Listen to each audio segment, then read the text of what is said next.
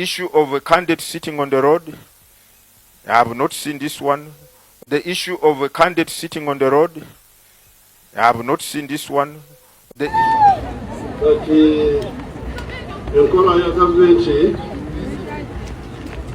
itwamo agabula na lwoya afumba kwa Baganda enkola yafu Abaganda b'okukola Uganda bakwembere ogenda wakati w'onyeko.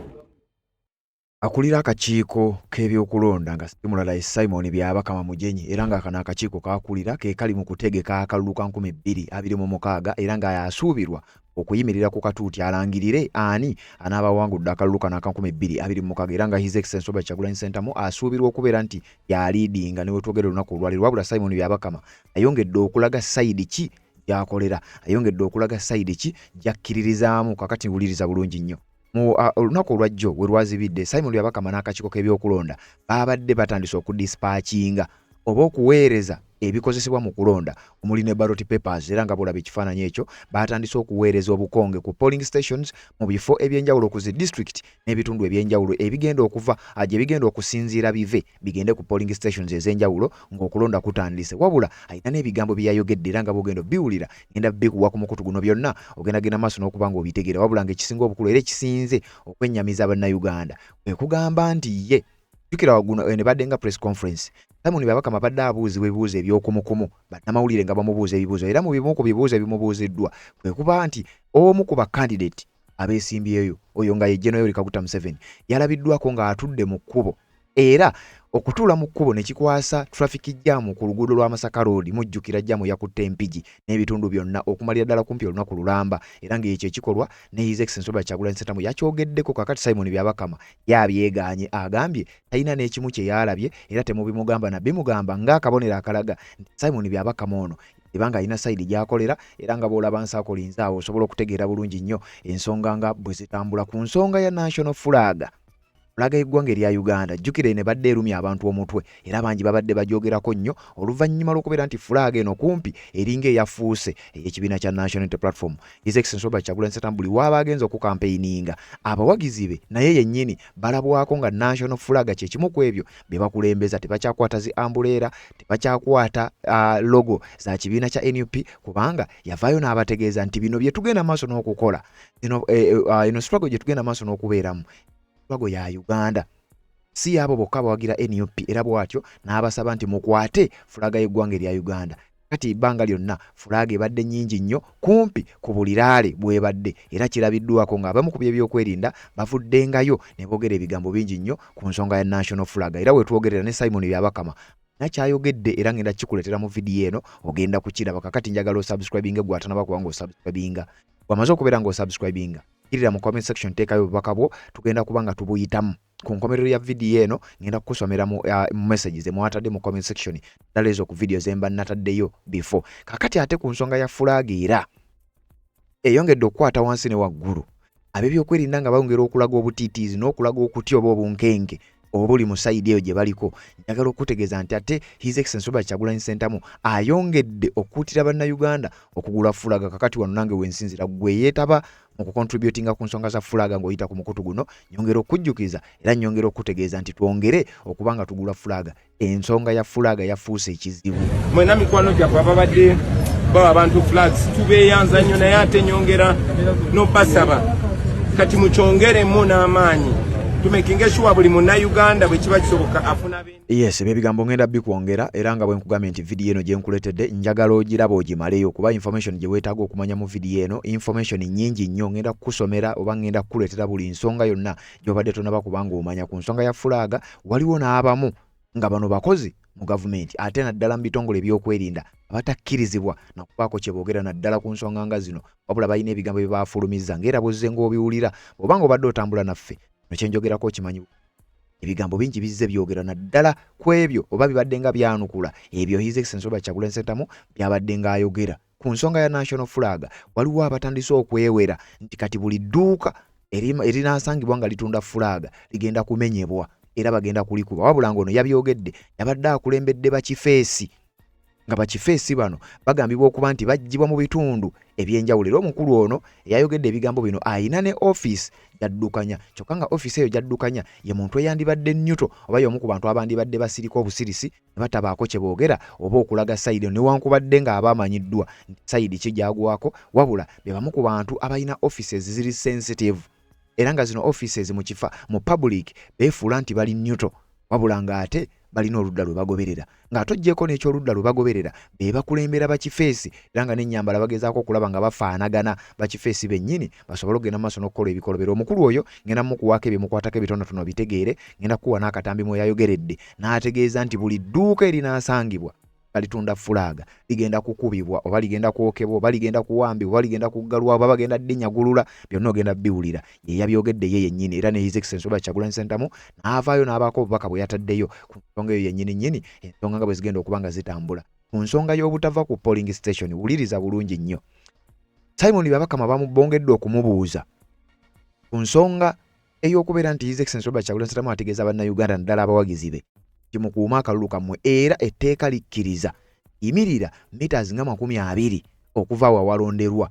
Simon Byabakama akkiriza kituufu etteeka weeriri, naye ayina ebigambo byayogedde kano ngenda kulaga akatambi ogenda kutya. Simon Byabakama nga naye atandise okufutyanka amateeka, akkiriza nti kituufu etteeka weeriri era likkiriza. Agamba naye kati tuve ku tteeka katutandika okukola nga ffe. Simon Byabakama ebigambo byonna byayogedde era byogenda okuwulira byongedde okulaga era n'okukakasa omukulu ono ayinza okuba nga tajja kusobola kulangirira bituufu bino ababivudde mu kalulu. Era bannayuganda bangi abagoberedde show eno nga bwebadde bongedde okumukubamu ebituli nga nange bwe nkuleetedde era nga bwogenda biwulira ku mukuto gwa Red Zone TV. Ensonga zonna nga bwe zaatambudde ngenda zizikulaga, naye nga binagenzo byogera babadde bali mu activity ey'okudispatchinga electro materials ezigenda okubeera nga zikozesebwa amwezo mulimu n'obukonge obulondebwamu oba ballot papers. Era nga mu bwano wayogeredde n'okugamba oba wagambidde ne bannayuganda yakuba teweetaaga national ID.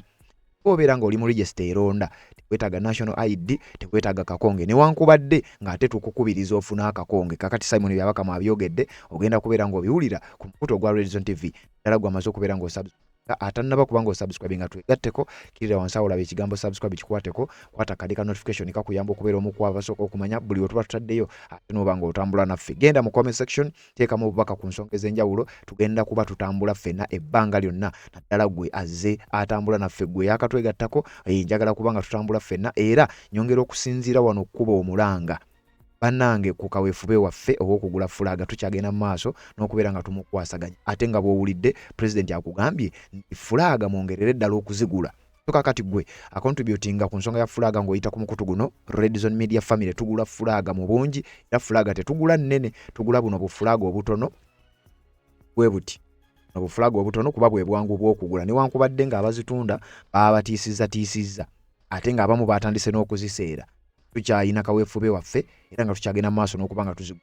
Nebaza abatutuukiridde naddala mu zino ennaku eziyise nga tuli mu nnaku nkulu, naye ate mmwe ne mugamba nti okugula fulaaga yasooka era ne mugenda mu maaso n'ocontributinga, mbeebaza. Ate nebaza nammwe mwenna abalina enteekateeka ey'okuba nga nammwe mwegatta ku mugendo guno okulaba nga tukwasaganya ensonga nga bw'erina okuba nga etambula. Simon Byabakama ekintu naye kyatandise okuba nga kimutukamu nabyayogedde era ogenda biwulira ku nsonga ya fulaaga, ate nga nnyongera okukutegeeza gwe munnayuganda agala okuba nga ocontributinga.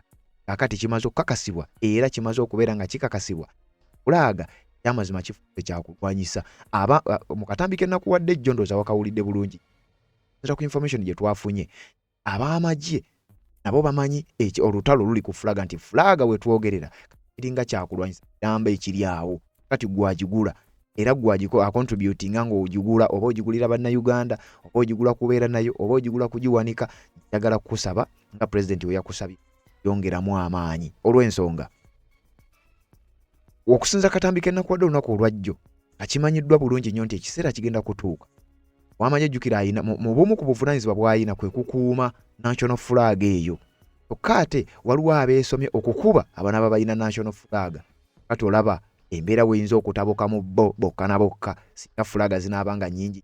President ayongera okutegeeza era nkuno ku mukutu gwa Red Zone TV nange nyongera okutegeeza namba z'essimu zoyinza okuyitako zeezo ne tuba nga twongera kaweefube obw'okulaba nga tufuna fulaaga. Wulira mwena mikwano gyaffe ababadde bawa abantu flags tubeeyanza nnyo, naye ate nyongera n'obasaba kati mukyongeremu n'amaanyi tumekinge sure buli munnayuganda bwe kiba kisoboka afuna bendera eno n'abeera nayo ewaka buli wagitunako najjukira nti munnayuganda nti naye asaanidde kino kya bugagga kyaffe ng'eggwanga ffenna teweetaaga lukusa lwonna okwagala ensi yo teweetaaga lukusa lwonna okweyagalira mu nsi yo teweetaaga lukusa lwonna okuwanika bendera eno nyina obajjukiza eno bendera tugiwe ekitiibwa era nsanyuka nnyo bannayuganda nga bagirwanirira ne bagiwanika ndabye nnyo mu videos ng'abasirikale bakuba abantu babanumisa embwa olw'okubeera n'eno bendera nalabye omuvubuka nga bamukuba emiggo naye ng'agikutte aginywezezza kituufu nnyo bannayuganda mwenna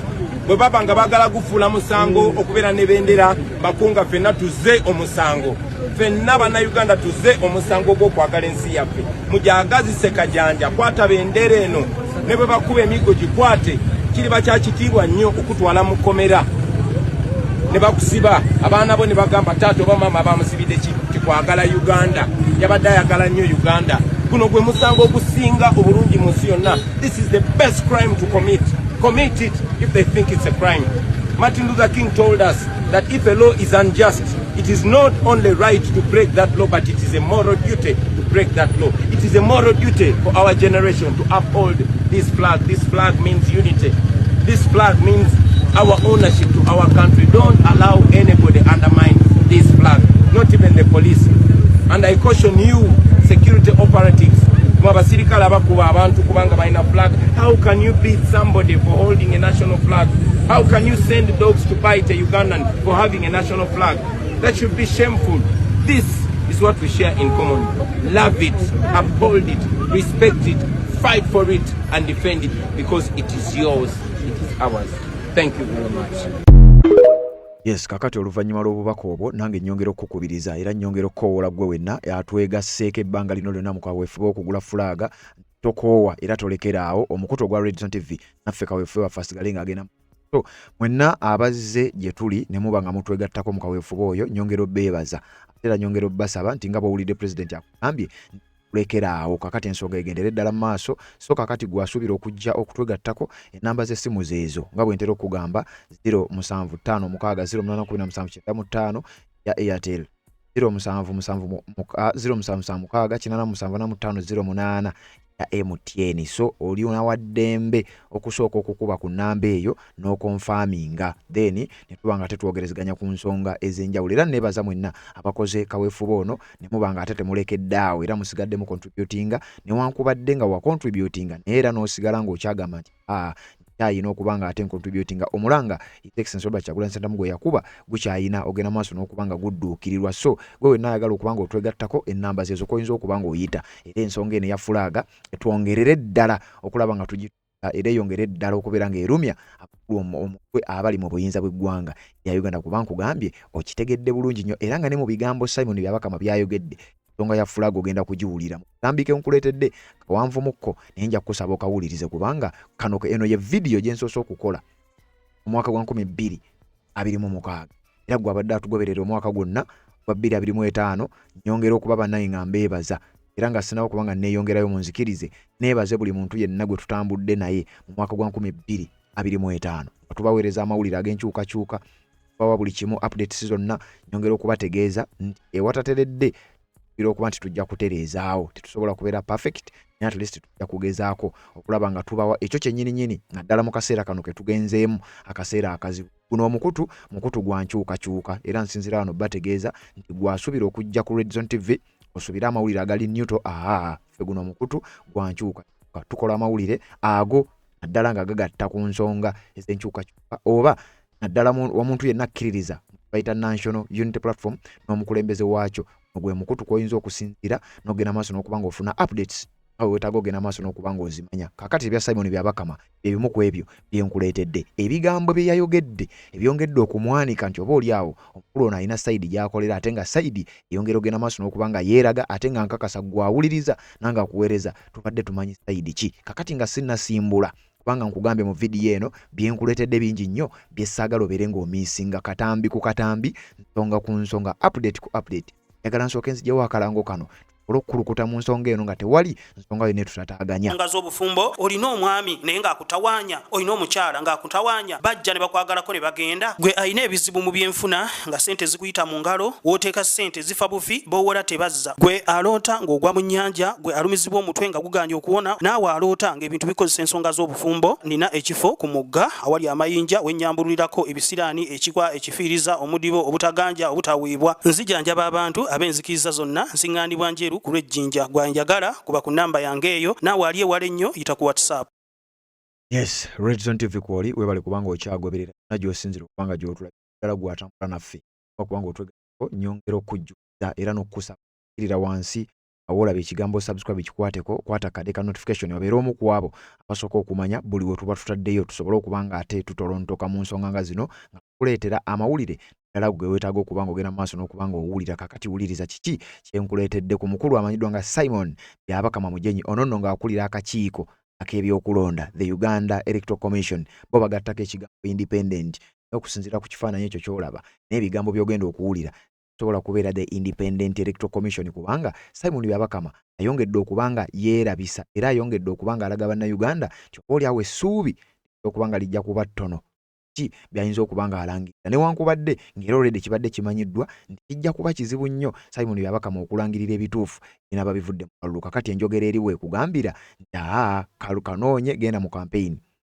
londe genda ku polling station kuume mirira meters 20 okuva we walondebwa kubanga semateeka akukkiriza oba amateeka agafuga ebyokulonda gakukkiriza. Simon Byabakama n'akyogeddeko era ngenda kikuleetera wabula mu activity y'emu babadde bali mu kudispatchinga nga bwe nkugambira era ngenda kuyitira mu kiwandiiko kino tuyitemu babiri babadde badispatchinga electoral materials ebyuma oba ebikozesebwa ebigenda okukozesebwa mu kulonda okwa 2026 jjukira tusooka nga 15 londa abululu bwa mirundi 2 tugenda kulonda omukulembeze w'eggwanga ate ku lunaku lwe lumu tulonde n'omubaka wa parliament ababaka bombi omubaka omukyala n'omubaka akiika direct oba butereevu direct MOP parliament y'eggwanga erya Uganda kakati bwe bululu obugenda okulondebwa ku lunaku lwe lumu kakati obululu obwo nga bugenda okulondebwa bamaze okubanga batandika process ey'okudispa oba okuweereza ebigenda okubeera nga bikozesebwa kulonda obululu buno so kakati byonna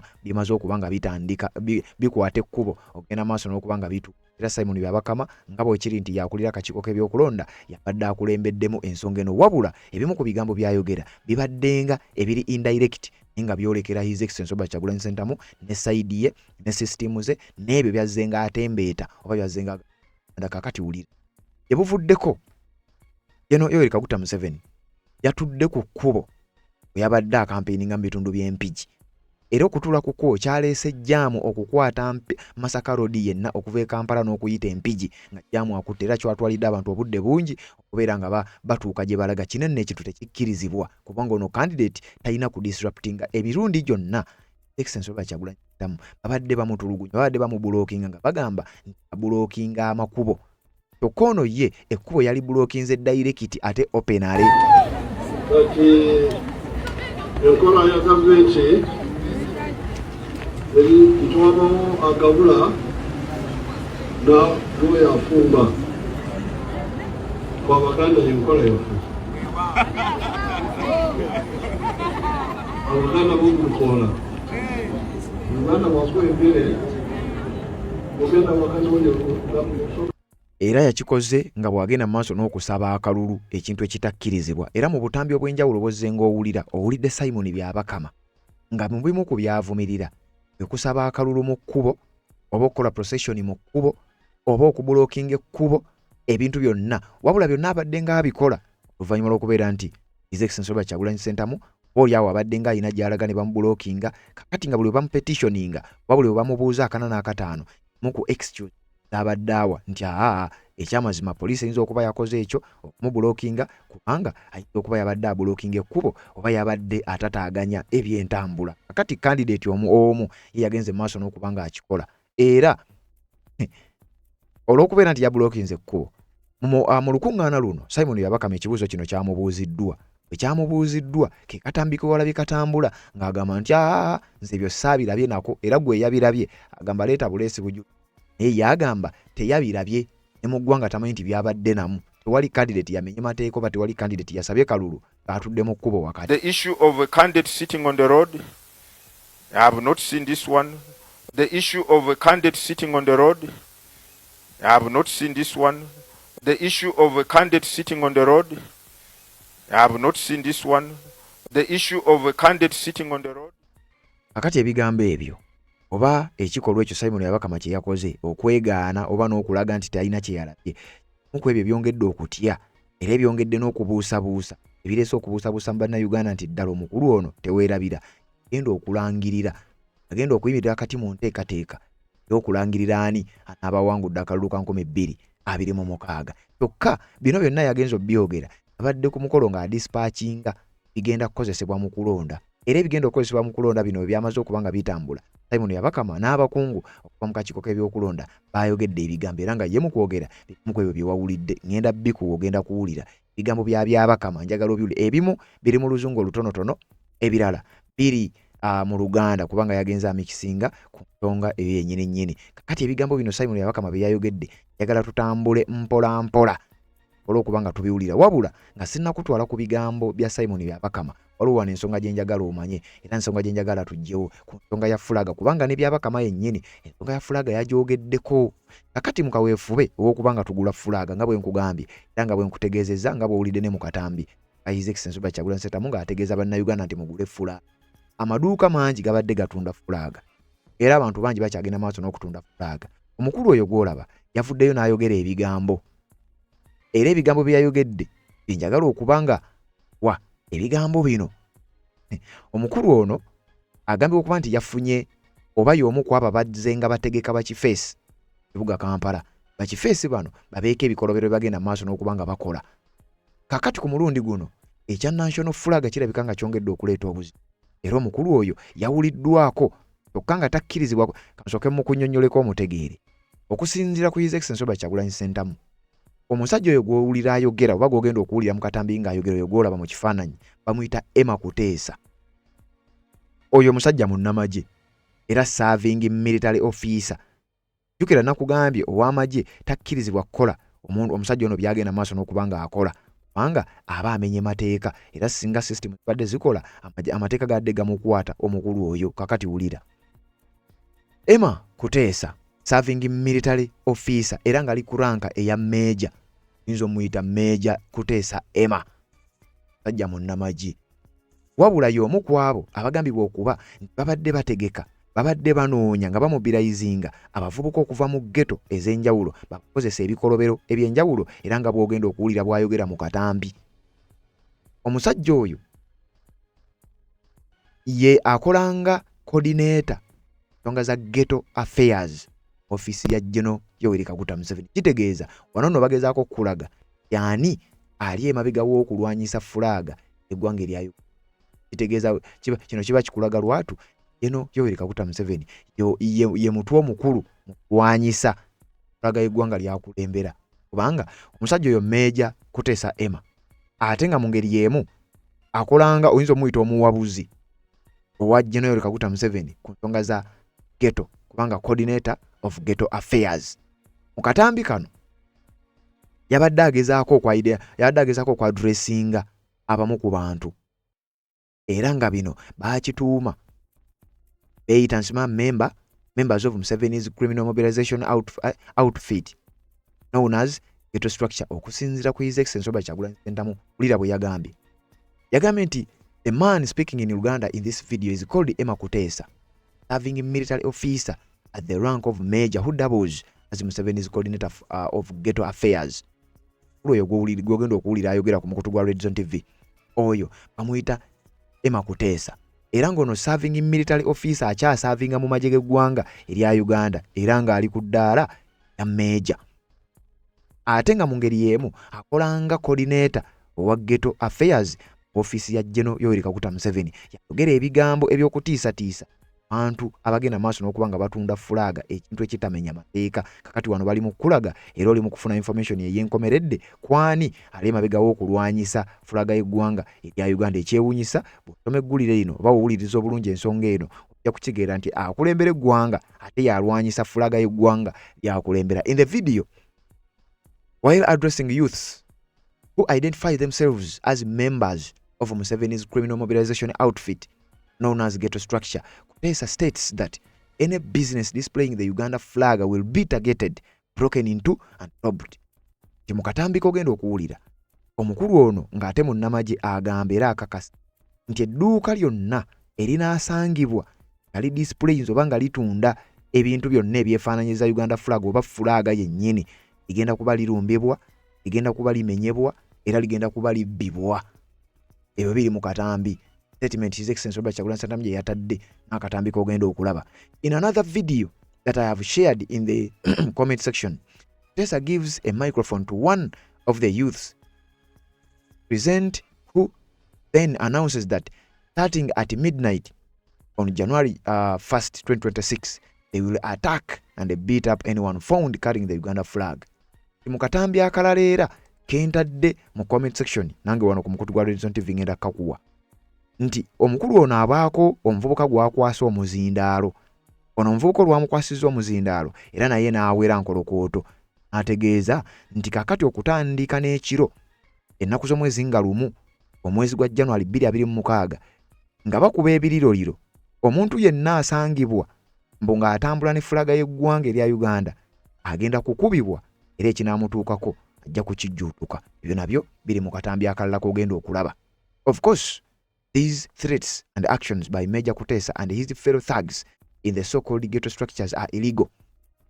Nti tukimanyi bulungi nnyo era kimanyiddwa nti ebigambo bino oba okutiisatiisa kuno oba ebikolwa bino ebyakoleddwa bwe byogerebwa oba ebirangiddwa Major Kutesa n'abamu ku babbi banno ba thugs bwakiyise bimenya mateeka ate era nga kimanyiddwa nti bimenya mateeka ne baate babikunnyonnyodde era biri illegal, tebikkirizibwa. I call upon all of us to reject them and resist them while continuing to proudly raise Uganda flag as a symbol of our love for our country. Agamba nti wadde bino byonna bigenda maaso n'okutiisatiisa n'ebigambo ebyogeddwa era ne byogenda okuwulira, nyongera okukubiriza bannayuganda okusigala nga muli solid nnyo, okusigala nga mukyawaniridde era n'okuwanika fulaga y'eggwanga erya Uganda ng'akabonero akalaga obumu, ng'akabonero akalaga obulwanirizi bw'eddembe, ng'akabonero akalaga omukwano eri eggwanga lyammwe erya Uganda, kubanga bino byonna tugenda maaso n'okuba nga tubikola ekali ebimenya. His Excellency Robert Kyagulanyi Ssentamu agezaako okutegeeza era nange njagala akatambi kano nkakuwe nga tugenda maaso n'okweyongerayo owulirize bulungi nnyo, owulire omukulu bwe yagambye.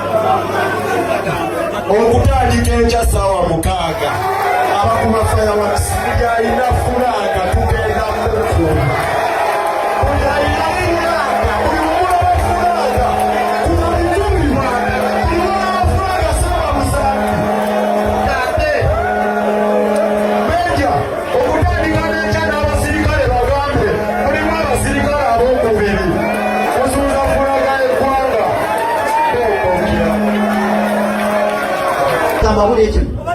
Bw'oba omanyi nti kati wenna edduuka ly'otaddemu fulaga, simanyi ofulaga bagenda kulibba. Ogitereke naye omanyi nti oteresa ebifu. Fulaga ya ggwanga ate fulaga erina okubeera respect. Bw'oba ogitambuza kwonoona eggwanga lyayo egenda kukusasulira. Ogenda kukusasulira. Mubwene bungi. Kati bano abagamba nti mu maaso g'edduuka ogifudde ofiisi, ekyo gyana okusanga ne ofiisi ewagifuddewo.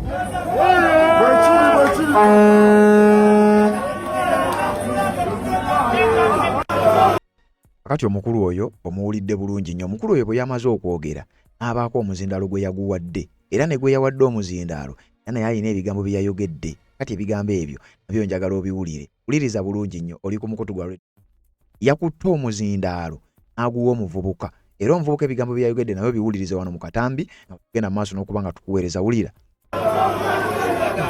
Okutandika enkya ssaawa 6 abakuba fireworks alina fulaga tugenda kufuna. Naye njagala bategeeza bwe bafala.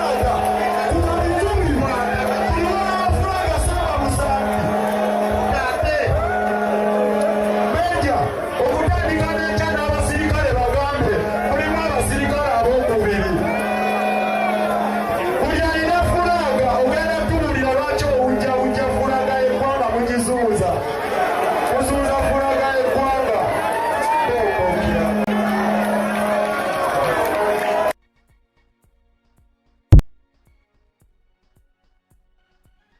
omuvubuka agambye yalina fulaaga y'eggwanga era agambye nti meeja n'abasirikale bagambye nti mulina abasirikale tandika n'enkya omuntu yenna okusanga ng'owujja fulaaga simanya mugiwujja fulaaga y'eggwanga temugiwa kitiibwa mugenda kukolebwako. Ebigambo bino byayogeddwa olunaku olwajjo era baabadde nga bw'owulidde mu kiwandiiko enkusomedde oba mu statement eyakoleddwa His Excellency Robert Kyagulanyi Ssentamu. Kakati njagala tutambula ate owulire Robert Kyagulanyi Ssentamu era bwe byabadde bigenze mu maaso bino yazzeemu naye n'akola okulabula eri abantu bano okwenjagala owulire.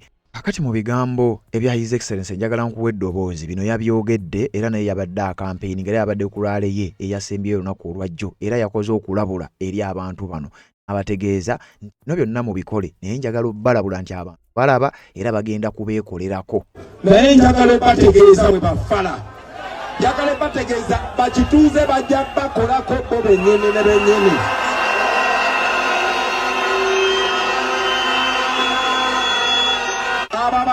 Abo abatemu abo ababbi abayingira amaduka gammwe kubanga baagala okulaga nti bannayuganda bwe baba bakutte fulaaga babawo abakozi b'effujjo. ng'oli munnayuganda okutte benderayo muli bannayuganda mukutte bendera yammwe nga mulaba abo mubeefudde bakibooko sikwadi baganda bange temunjogeza bintu wano naye mumanye ekyokukolera abantu abo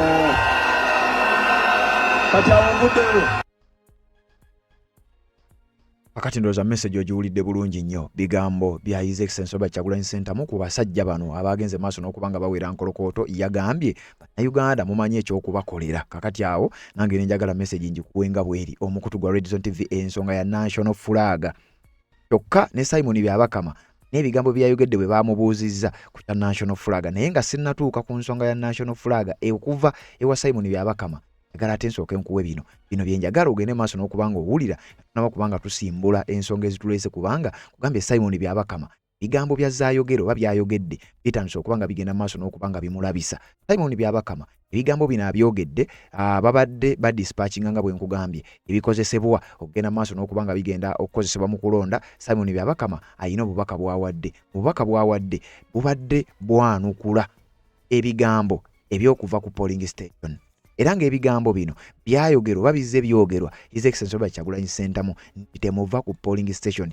Jjukira etteeka ligamba okkirizibwa okuyimirira meters nga 20 okuva wawalondebwamu era mu message eyo President azze agyogerako ate n'agiremerako kubanga akimanyi bulungi nnyo bimenya mateeka ne mu mateeka gennyini agafuga okulonda ebigambo mu ebiri. Bwe mumala okulonda temuvaawo bano abantu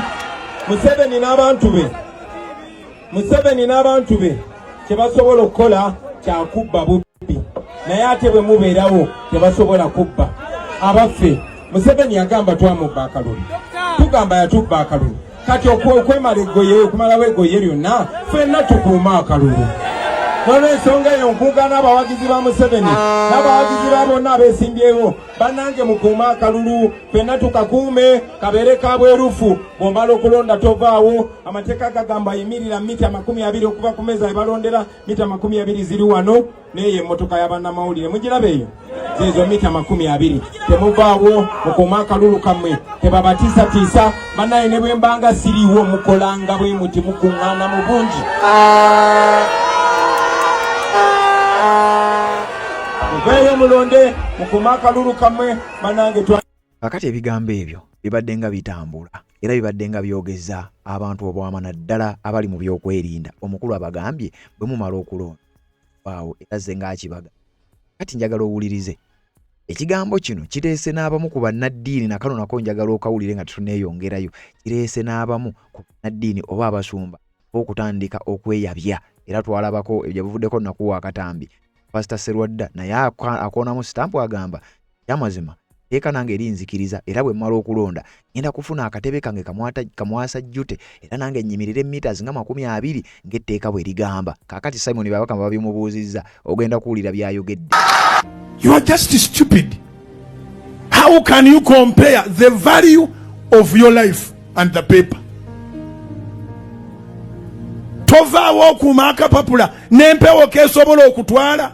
Kati akange nina kamu omanyi value y'akalulu kange bwe yenkana kati ate okabbe kyenva njagala nteeke wali kamwasa jjute ntunule butunuzi obubokisi nga bwe butambula. Omuntu akadde yawedde yakugamba tova we balondedde nga ye bw'asigala obw'afaafiirwa ki naye gwe tolina kye waatadde mu nsi. Si buli mukadde ayogera nti aba ayogedde magezi n'abasiru bakaddiwa. Abafere b'omu kibuga mulimu abafere nga bakadde. Kalulu bakaveeko tukeekuumire batulye halaali oba naffe tubalye halaali. Abakulu abakwata ebyokulwanyisa bakugambye genda olonde, bw'omala okulonda ddayo eka. Naye ne bakubuulira nti bw'onooba tozzeeyo bagenda kukozesa buli kyakulwanyisa ekiri mu buyinza bwabwe okulabika nti bakuzaayo. Simanyi oba oddaka. Akalulu mukaggyemu omusaayi. Badde okuba abantu omuntu n'atiri ku musaayi twalina ekiwundu ku mutwe. Tuligunjukira wa? Ye tulivaamu ddi amagezi agategeera ne tukolayo ebintu nga tibiriimu kwetema na birala. Omusaayi gw'abantu ne guyiika ogwenkanidde awo. Kale singa twamanya, ffe tumanyi, tutegedde, tulina amatu tuwulira, information eyita mu buli kasonda. Buli muntu akugamba londodde eka, akugamba londodde eka, akugamba ebyokulwanyisa bene biri mu disposal ye ajja bikozesa, akugamba toddaka takula.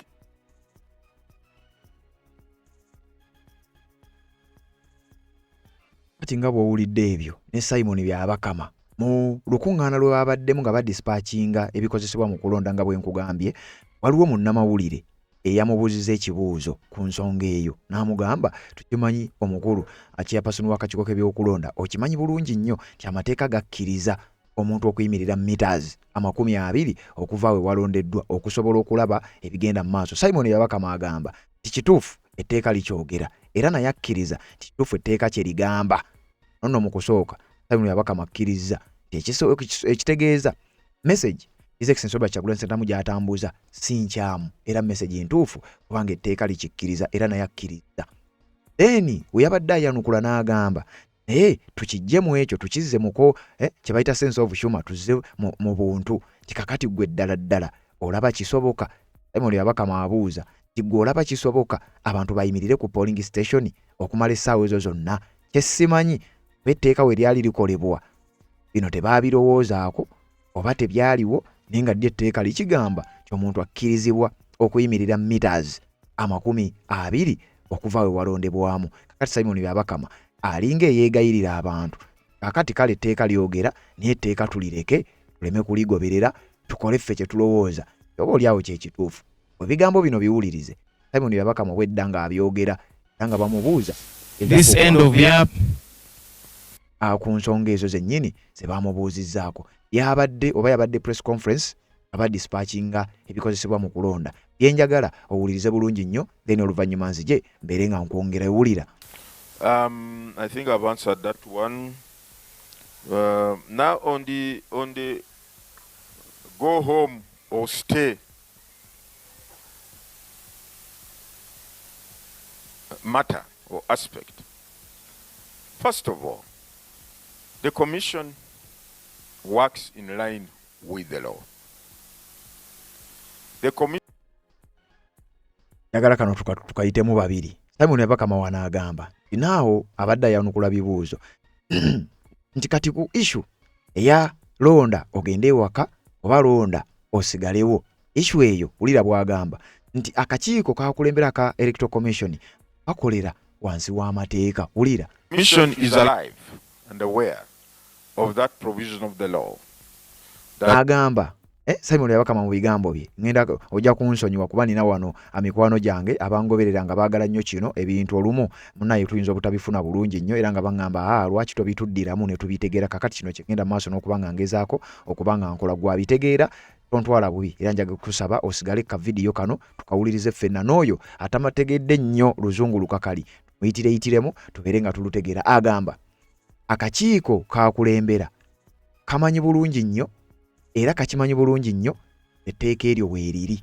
Simon byabakama akulira akakiiko His Excellency Robert Kyagulanyi Ssentamu azenga akugamba omala okulonda yimirira meters 20 okuva wolondedde oba okuva ewalonderwa kubanga etteeka likukkiriza. Ulira Simon Yabakama wagamba. That says voters can stand 20 meters away from polling station. We have said, be that as it may, let us look at the practical realities. Simon Yabakama agamba nti newankubadde tukimanyi nti etteeka weeriri era tukimanyi nti liyina okukola agamba naye kale newankubadde etteeka weeriri naye kati tukitwale mu ngeri eri practical kati tukitwale. Uliriza Simon Yabakama azze mu kugereesa agamba tukitwale nti kati tuzze mu ngeri eri practical. Ulira ebigambo bya Simon Yabakama. In 2020 we had some polling stations in 2021 sorry.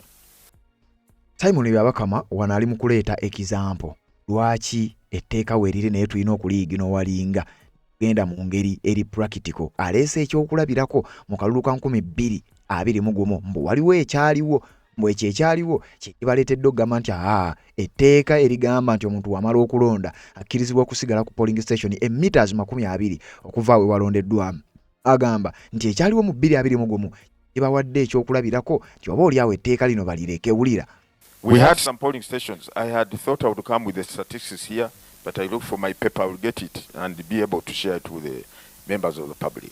Where some polling stations, the Electoral Commission was not able to declare or to announce the results. Why? Because the people who had gathered around the polling station started some altercation or some kavuyo.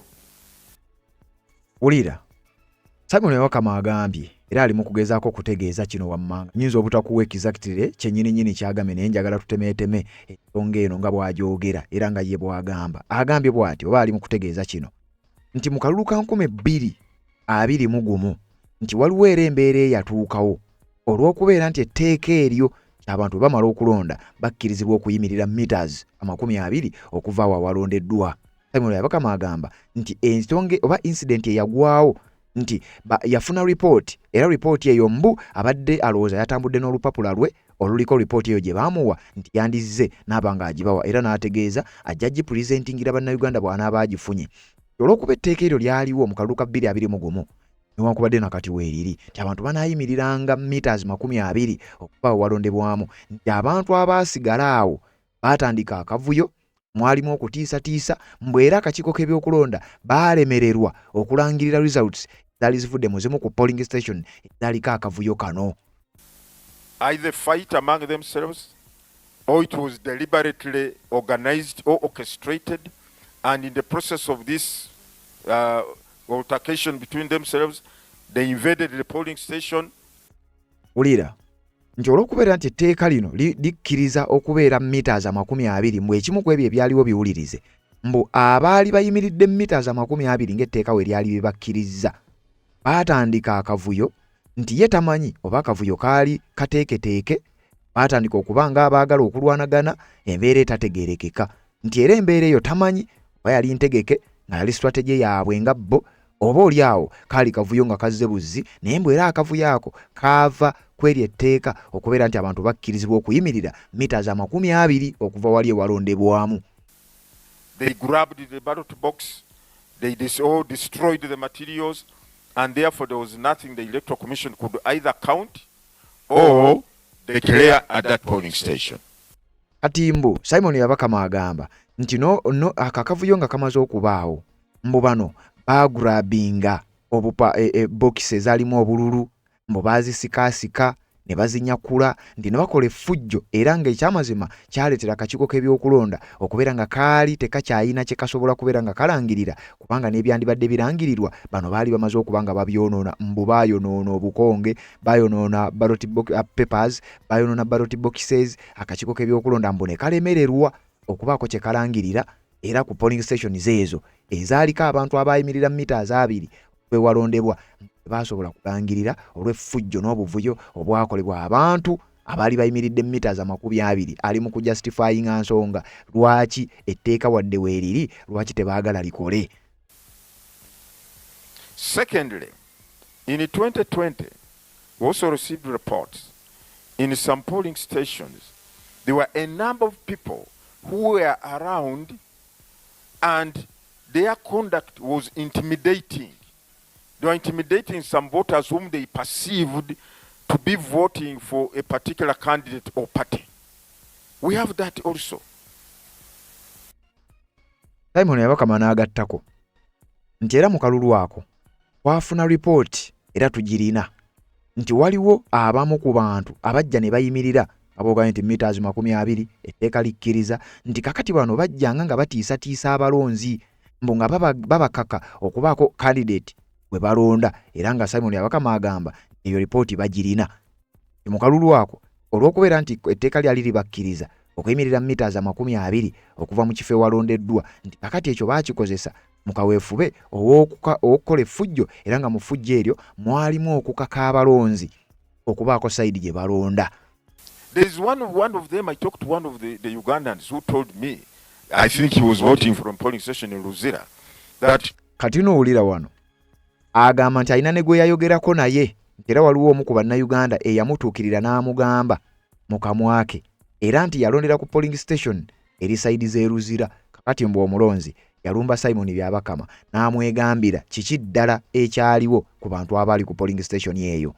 He was made to understand before going to the polling station. He said there is a group of very hostile youth. I don't want to mention the party. They said that man said they belong to. Ati wano wenjagala owulirire bulungi ennyo era wenjagala osimba amakanda nti omulonzi ono yamulumba yaba yamutuukirira n'amutegeeza nti yabadde agenze kulonda naye mbu waliwo guruupu eri hostile nnyo, guruupu eri violent nnyo, ndowooza mu njogera ennyangu bwe tuyinza okukitegeerera nti guruupu eyo egenda mu maaso n'okukola effujjo.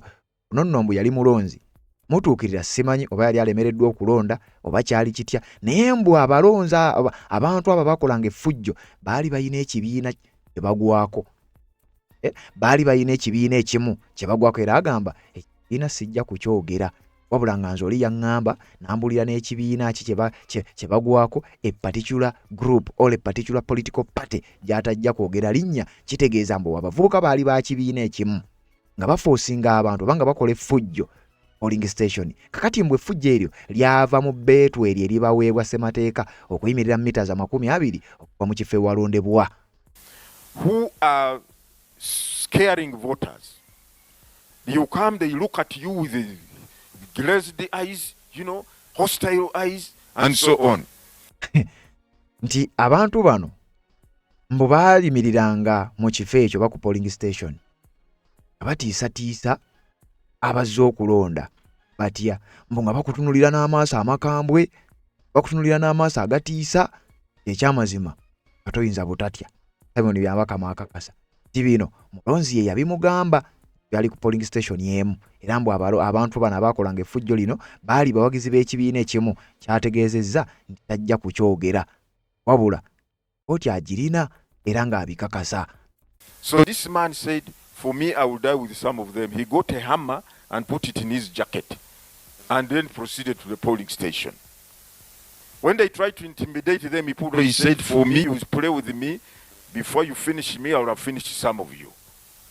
Kakati mbu omuntu ono oba omulonzi ono yabimugamba mbu yamutegeeza mbu naye kye yakola mbu yakwata ejjambiya amina ennyondo hama n'agissa mu kooti ye era n'abagamba nti bwe muba muntiisatiisa nga temunnamaliriza nange nja kubaako gwe nsooka okumaliriza ku mmwe. Mbu omulonzi ng'abimugamba era ono yabimugamba simanyi oba yali omu ku bba abaali bakola effujjo kubanga gwe ki ekyamukwasa ennyondo abantu baali wali nga bamutiisatiisa naye n'abeewerera wulira.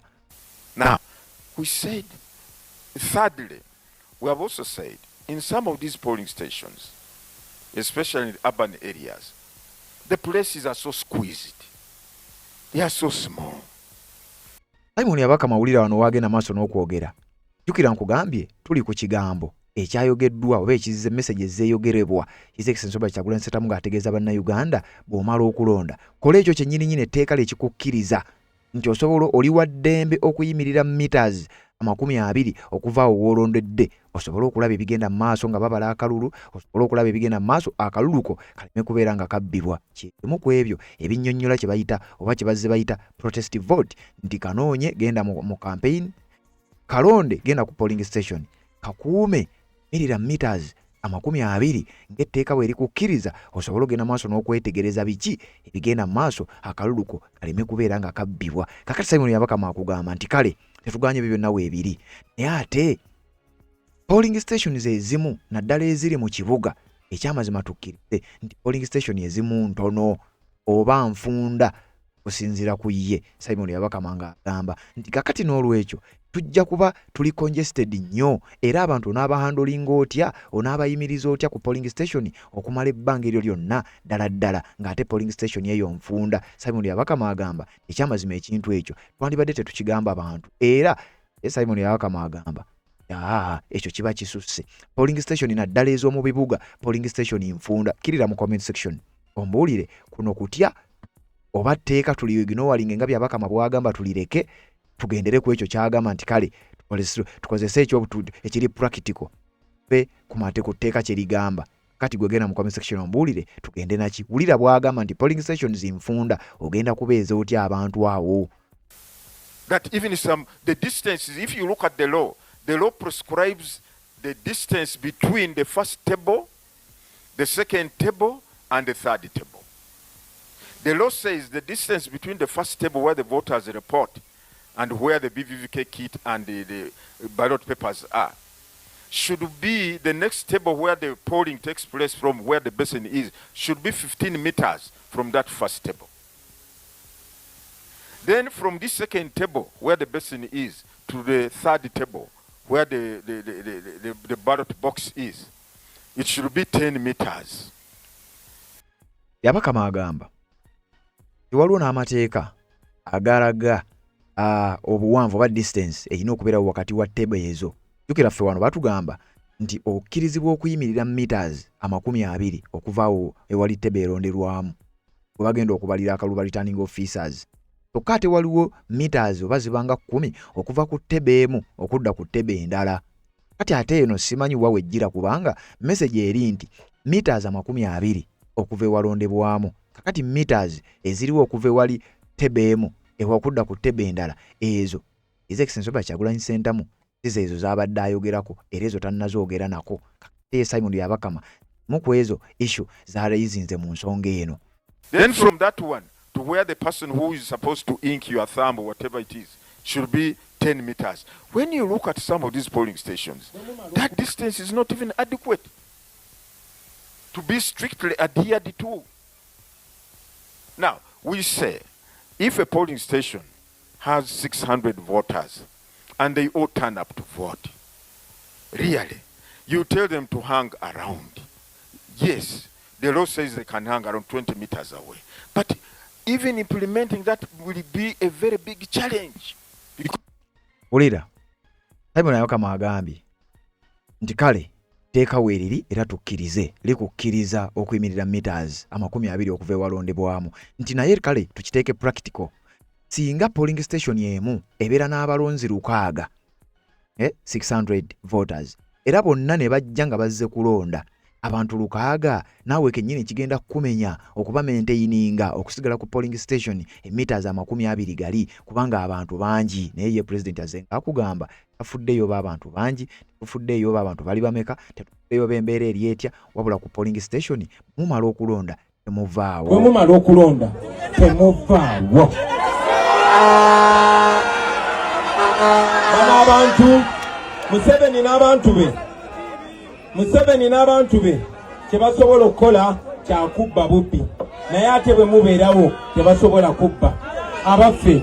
Museveni yagamba twamubba akalulu tugamba yatubba akalulu kati okwemala eggoye okumalawo eggoye lyonna ffenna tukuuma akalulu Nolw'ensonga eyo nkugaana abawagizi ba Museveni n'abawagizi ba bonna abeesimbyewo bannange mukuume akalulu ffenna tukakuume kabeere ka bwerufu bw'omala okulonda tovaawo. Amateeka gagamba yimirira mita 20 okuva ku meeza ebalondera mita 20 ziri wano n'eyo emmotoka y'abannamawulire mugiraba eyo zeezo mita 20 temuvaawo mukuume akalulu kammwe tebabatiisatiisa bannaye ne bwe mbanga siriiwo mukolanga bwe muti mukuŋŋaana mu bungi.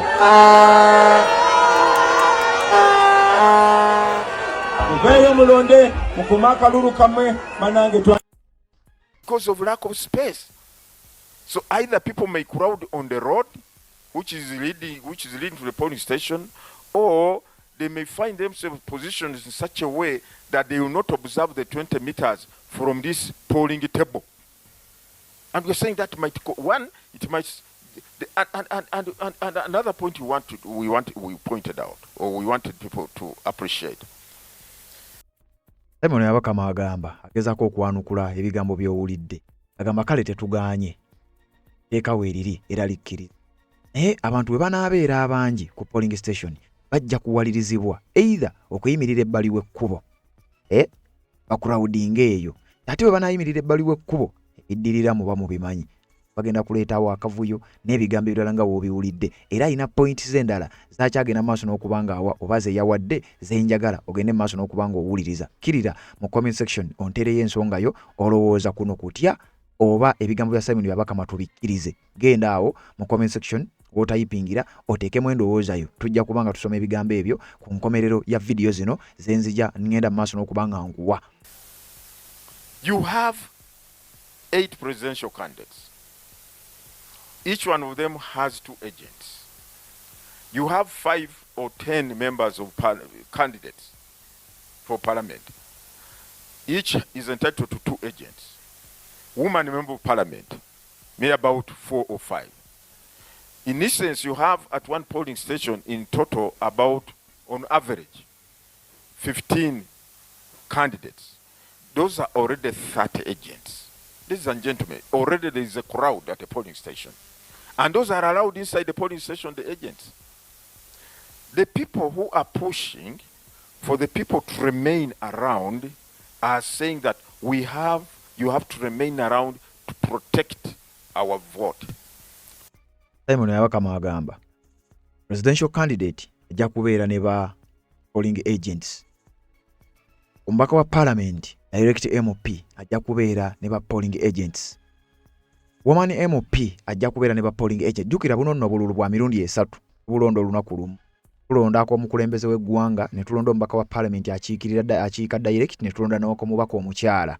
Kati agamba abo bonna ba candidates bagenda kubeera ne ba polling agents. Kyokka ate waliwo ba returning officers waliwo baani already wagenda kubeerawo crowd oba wagenda kubeerawo omujjuzo ogw'abantu ku polling station. Kakati agamba ekyo ogenda kikola otya kakati ate kweyo crowd ogatteko ate crowd endala. Kati wano mukaddako ali mugezaako okugamba nti abatambuza narrative eno oba abakubiriza abantu obutava ku polling station mbo baagala okuuma akalulu kaabwe mbo banga balina ebigendererwa ebirala to safeguard our vote. That is era ng'ebigendererwa ebyo kwe kukuuma akalulu kaabwe. Kati ye agamba nti bo ng'akakiiko bamalirivu okukuuma akalulu. Gwe lwaki ogamba abantu okukuuma akalulu ko? the reason they're pushing that keep around so that you protect or safeguard your vote. But we are saying, if your concern is protection of the vote or safeguarding the vote, then there are already people who are authorized in law to do that. And these are the agents of the candidates. Ulira agamba nti abakola kino bateekawo embeera egamba nti bakikola mu kwagala kuuma kalulu kaabwe. Kati agamba nti kale tetuganye muyinza okuba mwagala kuuma kalulu kammwe naye ate tukimanyi bulungi nnyo nti already waliwo ba agents ate nga ba agents gwe gumu ku mulimu gwabwe kukuuma oba kulaba kwetegereza bigenda mu maaso kitegeeza baba baliwo mu kukuuma kalulu. Kakati abakuuma akalulu oyagala babeere bameka? And those are the agents who are already allowed inside the polling station right from the hour the polling station opens until counting, until close of the polling.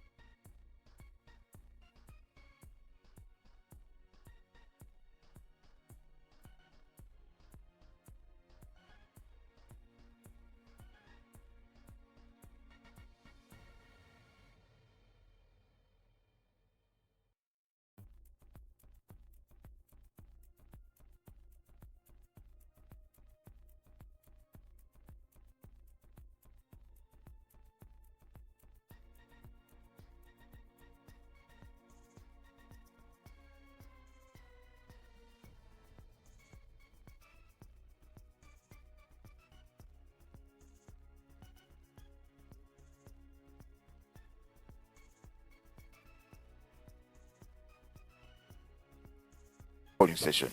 You have 30 agents. Those are more than enough protectors. Then you have observers. You have eddoboozi lifuddemu kaawo naye nsowooza message ekyagenda maaso n'okufulowinga. Simon Byabakama agamba nti tuyina ba agents ate oyina ne b'observers. Jjukira observer omu akulira ekitongole eky'observing nga baamukutte Sarah Bireete. Kale ate Simon Byabakama akugamba nti abo bonna weebali bajja kubeera b'observing akalulu, bajja kubeera bagenda maaso n'okukubuulira oba okutegeeza ensi biki ebinaaba bigenze sayidi eyo. Kakati yakugamba kati ate ba voter protector baaki kyokka nga jjukira mu bigambo ebyogerwa temuli mu kigambo voter protector. Ekigambo ekirimu kiri ku munnansi gwalonze nti beera ku polling station emitas 20 okuva wawalondebwa kubanga already etteeka lyekigenda maaso n'okuba nga kikuga etteeka kyekyo kyennyini kye liragira. Simon Byabakama njagala owandiike mu comment section ali mu kugezaako tugamba nti etteeka ku luno tulireke tetuligoberera oba oliawo kuno kwandibanga kutya okusinziira ku bigambo engeri gwe gy'obitegeeramu. Omukutu gwa Redison TV bali kubanga okyagoberera na gy'osinzira okubanga gy'otulabira katuwulirize ebigambo bya Simon Byabakama tubeere nga tweyongerayo ate nzija ne ku nsonga ya fulaaga era alina bye yayogedde. Accredited observers and accredited agents about political parties. You already have enough. Then we also said, look at it this way. You have people supporting different candidates. It's a high-octane election. The stakes are so high. Every voter believes in the strength of his or her candidate. Kati wulira wano Simon Byabakama ali mu kwanukula kigambo His Excellency Robert Kyagulanyi Ssentamu kino yakyogerako bulungi nnyo era nze nkakasa message buli omu yagitegeranga ne Simon Byabakama mwali agamba mu point eno nti kale okkirize bwe kityo bwe kiringa bwe mukyagala naye mujjukire nti polling station egenda kubeerako abantu ab'enjawulo abayina abacandidates ab'enjawulo be bawagira. Uliriza waliwo ba candidate waliwo abawagizi abagenda okujja nga ba Robert Kyagulanyi Ssentamu ba NUP. Waliwo abawagizi abagenda okujja nga bawagira General Kaguta Museveni. Tikakati abawagizi bonna bangi akalulu ka bunkenke akalulu kali tensi. Lwaki mugamba abantu bajje babeere nga bagenda mu maaso n'okuuma akalulu kyokka nga akalulu ka bunkenke wano simanyi ba olw'okubeera nti akalulu ka bunkenke no yensonga laki akiwakanya oba akikuba oba tekikkirizibwa oba oliawo kunaaba kutya nti abantu bwe banaabeera abangi nga buli sayidi weeri alinga agamba nti kuyinza okuvaamu okulwanagana naye ate mu bigambo ebisembyeyo His Excellency Robert Kyagulanyi Ssentamu byazayogera twawulirako ng'ategeeza nti ye tagamba ba NUP bokko babawagizi be bokka nammwe abawagira NRM nammwe mujje mu kuuma akalulu kammwe. Kino kyava ku ki? Yabuvuddeko General Kaguta Museveni azenga akugamba nti ye akkiriza bina kya NUP kyamubba akalulu era ne gye buvuddeko ng'ayogera ekigambo ekyo yakiddamu n'akyogera. Kakati wano David Lewis Rubongo yannakuwaako akatambi ng'agamba nti mutukkirize bwe kiba nga oli agamba baamubba akalulu nga naffe tugamba baatubba akalulu lwaki ate temwagala tukuume kalulu? Kitegeeza waliwo ekitali kituufu era Simon Byabakama omulimu guba gukulemye kubanga buli sayidi egamba baagibba. Kakati ate sayidi emu egamba leka kati ffenna twenyigire mu kukakuuma oba mu kubeerawo lwaki ate ekyo temukikkiriza mwagala ate mukatukuumire bukuumizi ate nga sayidi eyegamba twagibba ate nga naffe tukkiriza nti baatubba. Kati ekituufu kyeki era kiki kye mwagala tugende maaso n'okubanga tukola? Simon Byabakama agamba ne sayidi zonna bwe zinajja okuuma okusigala ku polling station kinaaba kitya? You are telling these people to be in one place from morning until evening. How are you going to maintain order among these people? How will you prevent arguments and disagreements breaking out among them? How will you prevent them from exchanging blows or becoming violent? Simon Byabakama agamba nti ku polling station kujja kubaako abawagizi b'NRM nga bwe nkugambye abawagizi ba NUP nti kakati bwe banaabeerawo ogenda kwewala otya abantu bano okuyombagana okukaayana okuyisiŋŋanya ebigambo. Kati bwe banaabeera ku polling station mbu bakuuma kalulu bino bye bigenda okuddirira kyokka ate we binaddirira ekyamazima biyinza obutaba birungi. Kati Simon Byabakama agamba kati gwagamba abantu basigale ku polling station kino ogenda kyewala otya era bagenda kusigalako batya nga tebakaayanye? Ogenda kubakuuma otya nga tebasika muguwa ogenda bakuuma otya nga sayidi eno ba NRM sayidi eri ba NUP bonna bagambye basigale ku polling station bakuuma akalulu kaabwe bagenda kusigalawo batya nga bakuuma akalulu singa buli sayidi esigalawo ng'ekuuma akalulu olowooza kigenda kubeera kitya? Simon Yabakama agezaako okubuuza ekibuuzo kye era agezaako okulaga nti wadde teeka weeriri naye kati tukifudde practical kati abantu ogenda bakuuma otya oba ogenda bakugira otya obutalwanagana obutakaayana obutasikamuguwa nga basayidi zombi nga bonna we bali ku polling station mukadde ke kamu. As one seeks to say, we have won you, we have defeated you, we are winning here, and an argument. Before you know it, there's a terrible argument, physical fight, and then the materials or the polling station is disrupted. So that's why for us as a commission, we are saying that it would be appropriate if people first went home so that you leave room for those who have not yet voted to come and vote. Simon Yabakama agambye kakati abantu bajja kubeerawo bakaayane tuwangudde temutuwangudde nti kakati abantu bajja kaayana naye ate yagamba bonga akakiiko k'ebyokulonda ffe tugamba lwaki bw'omala okulonda todde ewaka n'oleka abalala nabo ne balonda. Ejjukira etteeka lyakolebwa era we lyakolebwa n'abaalikola baali bantu bakulu era baali bamanyi nti olyawo bino bisobola okwapeninga. Lwaki bo baalikola ne bagenda maaso n'okulireka libeere bwe lityo. Kakati His Excellency Robert Kyagulanyi Ssentamu yakugamba nti kati ffe tugoberera tteeka kye ligamba si nti ku mulundi guno we mujjo tugamba nti ku luno leka tuleme ddigoberera lwaki olumu tuligoberera lwaki olulala tetuligoberera. Simon Yabakama agamba bonga ab'akakiiko k'ebyokulonda engeri gye basuggestinga. When the time for counting comes, you can come and stand at the 20 meters and be able to observe how the counting is taking place. Nti bwe mumala okulonda mwandizze waka then ne mukomawo bukomi ku ssaawa y'okubala. Kati wuliriza Simon Yabakama agamba yasuggestinga ng'akulira akakiiko k'ebyokulonda nti bonga baba akakiiko bagamba bw'omala okulonda dde ewaka then essaawa y'okubala bw'enaatuuka okomewo. Kati njagala ogende mu comment section ombuulire akalulu bakabba ddi bakabba basobola okukabba nga maze okulonda oba bakabba basobola okukabba bakabba bali mu kubala nti kati kanzije mu kubala mbeerewo baleme kukabba oba basobola okukabba ne mu kulonda wennyini awo nti nze maze okulonda okwetereeza antuule wano olw'okulaba akalulu kange kennonze oba n'abalala nga balonda. Kati ebyo Yabakama akugamba londa ewaka linda essaawa y'okubala olyoka okomewo. But to keep people who subscribe to different political parties, who support different candidates in one place for so many hours, and you tell me that they are going to be civil, they are going to be calm, like we are in a church setting where they say sit down, then you sit. Let us sing this hymn, then you sing. Let us pray, you all pray. Who is going to have that kind of order? Agamba nti ani gwe mulimba mujja kusobola mutya okukonteininga abawagizi bammwe mubabeere civil babeere kaamu. Jukira His Excellency akugamba beereewo naye temukola ffu. Simon Yabakama agamba nti soboka basobola kubeerawo ng'abali mu kyaki nti babeerewo ani anaabalabiriza okubeera nti tebayomba okubeera nti tebalwana. Agamba nti tekijja kusoboka era kiyinza obutasoboka. Kakati yasuggestinga nti mumala okulonda bwe mumala okulonda mudde ewaka era bwemulinda akaseera k'okubala okubala we kunaatuuka then mulyoke mukomewo. Ye nga Simon Yabakama akulira akakiiko k'ebyokulonda sinnaba nno okutuuka ku nsonga ya fulaaga implemented. So that's why we are saying the commission should not be misunderstood. Let me repeat.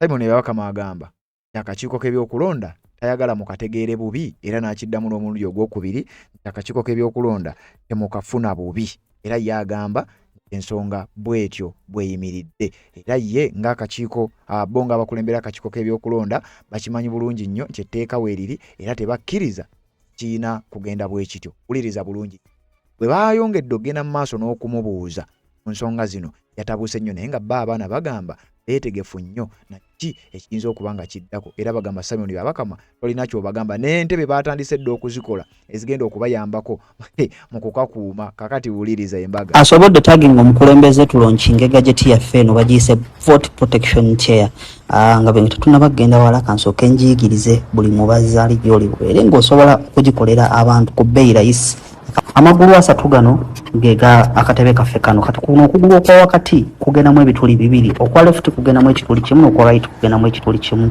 kati eno ye stopper ekwata okugulu kwa wakati singo bango okurotatinze